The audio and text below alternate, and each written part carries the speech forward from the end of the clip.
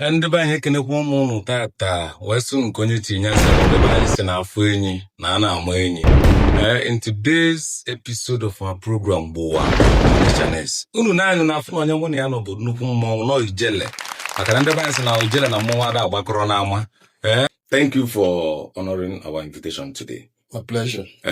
On Onitshaness, ebe anyị na-ekwu irrespective of sentiment. Okay. We say it the way it is for posterity and for people to learn. And I'm Uncle OJ, Ofubunam OJ, your anchor in today's program. So, Ugochidebelu. Good. As a Kegwakene or an Eze, Onyebu, and the things you've done, that is where we start from. Okay, the way I can bụ Ugochidebelu Nnamdi Onukwuba. Chọzaitinye honorable ọrụ n'ebe ya bụ okwu na-ada ọnụ. Okay. Ọsọkwa itue m mmanya ike n'ibe eji mmalụ mere ụwa. Okay. Okay. So, abụ m ezigbo onye Ọnịcha. Lụọ ọrụ na federal government. Lụsịa retire na service, federal government service, Anambra State government Funalo Mawelum. Bid as SSA to the governor, former governor Obiano, plus SSA on agricultural exports. Osanambel of Ma, Owelu Okwa Commissioner for Lands, Kenem. Okay. And Luanya for 1 and couple of months. Eche and where reshufflement in to Ministry of Agriculture, but my core competent background. Okay. So I'm an agricultural economist to master's level and an MBA in marketing. Okay. Yes. Dialurin Europe you get a name of marketing, Makamua marketer by profession. If I get in your say I can open on the atabo before Basalo governance. Okay, and politics and how it affects both Onitsha, Ndibo, and the general public. During your time as the commissioner, both as SSA and Commissioner for Agriculture, what were your achievements? What were you able to say, okay, you can beat your chest, starter? It's not during your time. This particular policy was executed by you. Yeah, okay. My bit from federal level because that's where I started my career. Okay. Started as an import procurement officer for the Ministry of Agriculture and Fertilizer.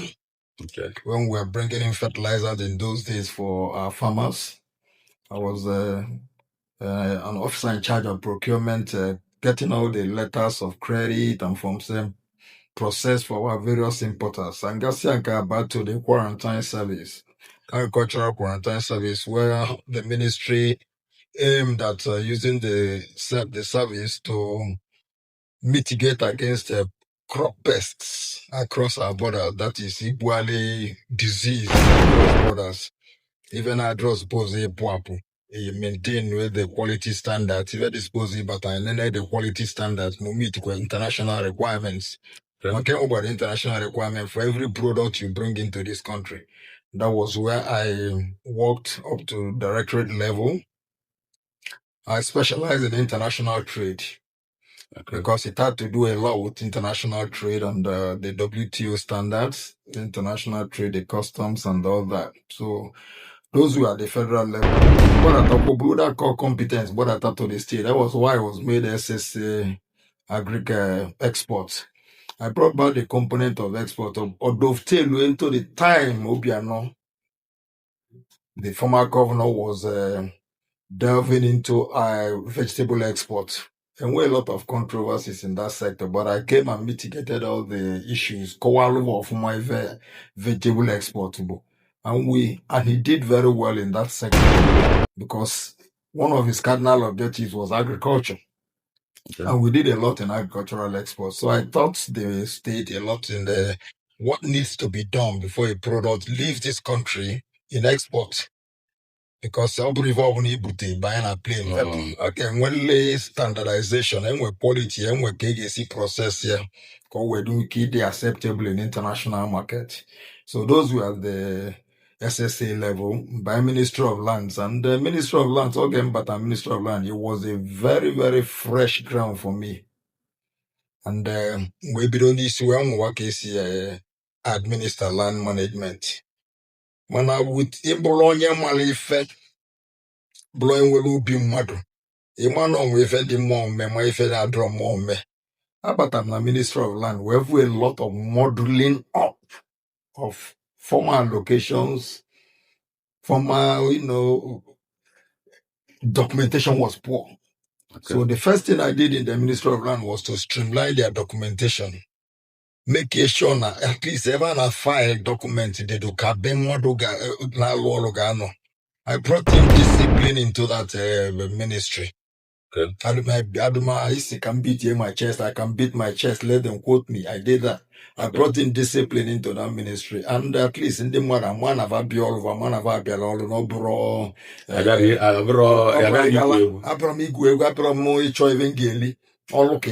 Okay. So I brought in discipline that by the fact that 8 o'clock I'm in office, on office. So we streamlined the documentation process in the Ministry of Lands. I wear banner because especially in our town, Bonnecha, land grabbing and all that. Yes. Ibana Transinkisi, the modeled up allocation and the grabbing of land na Transinkisi. Where we land, we studied, where was the governor even get able to revoke so many to first of all, Nene the land administration there, Malunde Yalani, Wetianya, we made a certification of land. Okay. Or you're gonna one on well any allocation paper. I went for 3 months. We came with a comprehensive list of one day one authentically. Ndi cheat by in Alova. Yes. Ndi eba need vacant. So we were able to do all those things. We recertify here, revalidate here. We get to reallocation. We governor we revoke we all the any full, not the free. Name what any title holding. So that on your gabanyebo man and go revoke. No government can see that land. Yes. So we did recovered a whole lot of lands for the government. We because they were maybe reallocation. At that point, Kaijim was some misgivings in government because they and a lot of interest in the land. It was there that trying to reallocate it and what issues, but let's not go into all those. That's a discussion for some other time. So those are what we did, and I think I can tell you without mincing word that I did well in that certification of land. And when we do a clear view, if I told what the trans in case they can. Gbowaa